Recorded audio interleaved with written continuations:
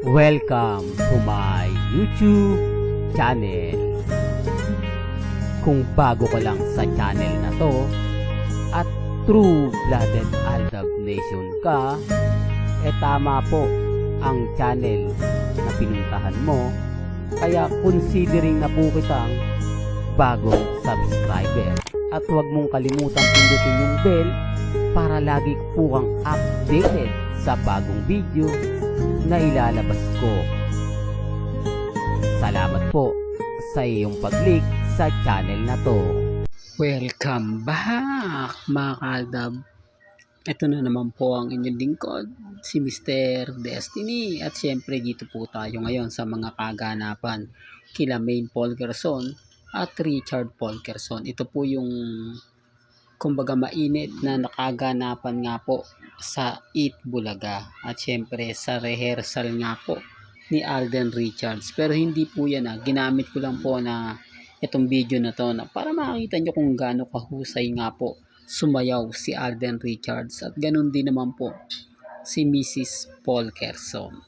Po ba? Marami po tayo ngayong pag-uusapan about kina Mengay, kay Alden at sa mga magaganap pa nga po at mangyayari ngayong kumbaga weekend mga kaaldab. Kaya yung iba na nagtatanong ano na nga po ba ang latest, ano na nga po ba ang mga kaganapan ngayon Mr. Destiny, ano nang takbo ng Eat Bulaga, tuluyan na nga bang kumbaga ganito ang mangyayari na talagang nagpupush na ang Eat Bulaga para bumalik ang sigla ng mga viewers. Alam nyo, makikita nyo naman po siguro o napapanood nyo naman po siguro at nababasa yung mga komento po ng live sa Facebook at sa YouTube.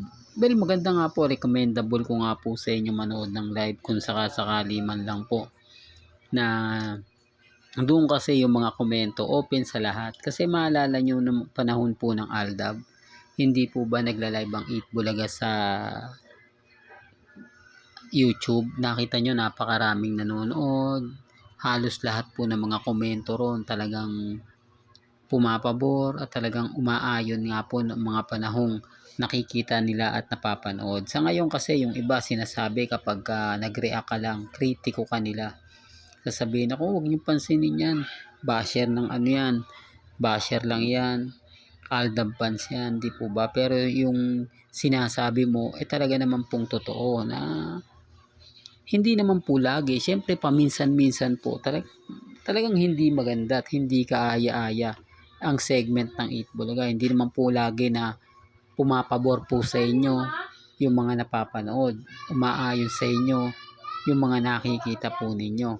Kaya nga po ako kampante lang kaya nga po napakaraming kumbaga galawan na talagang dito nyo lang po makikita sa channel ni Mr. Destiny. Kita nyo mga post ni Mengay ngayon, endorsement. Bakit nga po ba post ni Mengay mga endorsement, mga ilang commercial niya? Pinapakita niya lang po rito na hindi pa po siya laos at hindi po mahina si Maine. Di po ba? Hindi man siya nagre-react, hindi man siya nagko-komento, pinapalabas lang po niya na hindi totoo yung mga sinasabi ng pahayag ng iba na wala na pong endorsement si Mengay, nalalaos na siya. Hindi, ang dami pa nga po, di po ba? Deo Donat, di po ba? Tapos yung kumbaga nasa dulo Sonrox, di po ba? Tapos yung isa pa, maraming endorsement si Maine at hindi po yan nalalaos, di po ba?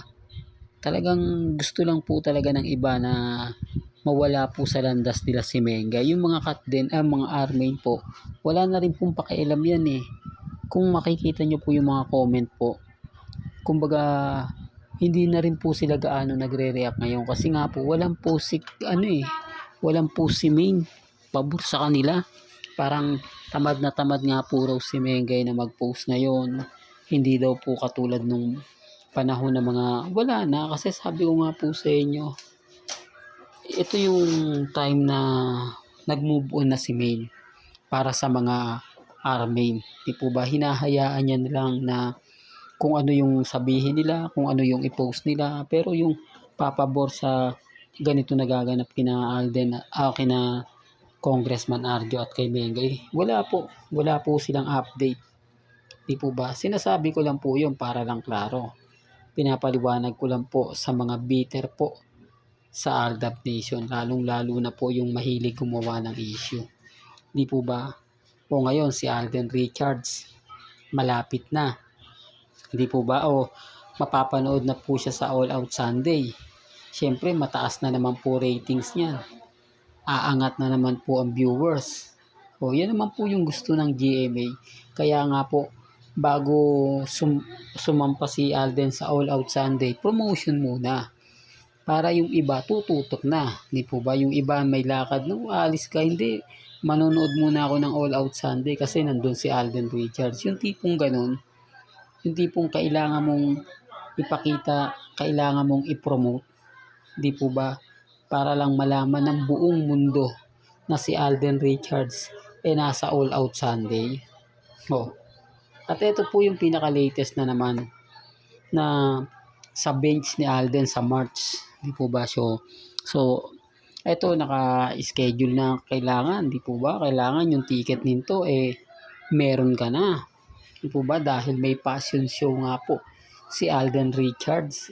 Marami tuloy nagtatanong sa atin, nandiyan kaya si Mengay? Isa rin naman siyang model ng bench. Pagsasamahin kaya ni Benny Cheng sina Alden Richards at si Maine Polkerson? Nakakatuwa, no? Kumbaga, malayo pa siya, kumbaga March pa siya, pero pinag-uusapan na. Ang ibig kong sabihin, dapat ito, mga ganitong buwan o ganitong mga topic, hindi masyado mainit, pero pinag-uusapan na po. Kasi marami pong komento rito na si Catherine, etc.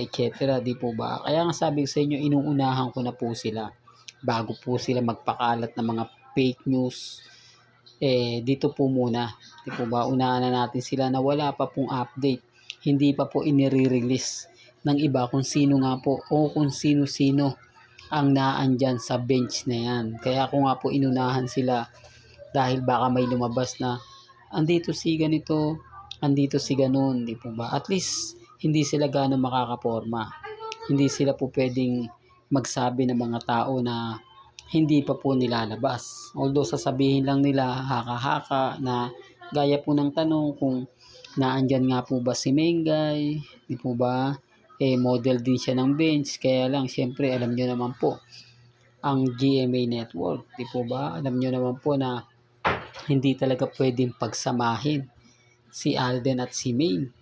O ba kasi maraming maapektuhan, maraming guilty, maraming magre-react, di po ba? Yun naman po talaga yung isa sa inaayawan din po nila. Kaya nga po sabi ko sa inyo, talagang pagdating sa GMA, kasi kung titignan nyo yung video dati, di po ba? Yung pagtayo ni Benny Cheng tapos si Mengay, andun lang sa likod si Alden Richards pero hindi po talaga tinamaan ng camera. Di po ba? Kasi alam po nila na pag nakita na magkasama, dyan mabubuo ang di po ba hindi maganda. Kaya nga po yung pelikula ng Aldab, siguradong sigurado mga ka-Aldab na papabor ito sa Eat Bulaga. O baka sabihin nyo, bawal silang pagsamahin. Producer po si Alden at gagawa po siya ng pelikula under sa kumbaga TBJ. Di po ba? Na po pwede naman po niyang gawin yun dahil may sarili naman siyang production. Magko-collaboration lang naman siya. Di po ba? Hindi nasaklaw ng GMA yun dahil kumbaga tapos taliwas yun sa sinasabing kontrata kasi pwede naman po mag-collab si Alden Richards sa mga ibang artista at sa producer gaya nga po ng Viva Films, di po ba? O nag-collaboration si Alden. Ganon din naman po yung TBJ po, pwede naman po. Tape artist lang naman si Maine at wala pong kontrata si Maine sa iba. Di po ba? Sinasabi ko lang po ito para lang klaro. Well, hanggang dito na lang po ang ating latest updates. Kaya kung gusto nyo pa po ng pinaka-latest at sariwang update, abay tumutok lang po kayo dito po sa channel ni Mr. Destiny para updated po kayo sa mga bago at sa mga latest po na i-upload po natin maya-maya lang. Kaya kung bago ka lang sa channel na to at isa kang true-blooded Aldab Nation na nagmamahal kina Megay at Isoy, tama po ang channel na pinuntahan mo, kaya consider na po kitang bagong subscriber. At huwag mong kalimutang i-share ang mga video po natin sa mga mami, sa mga titas, at sa mga senyor. Hanggang sa muli, salamat po sa panonood at pakikinig.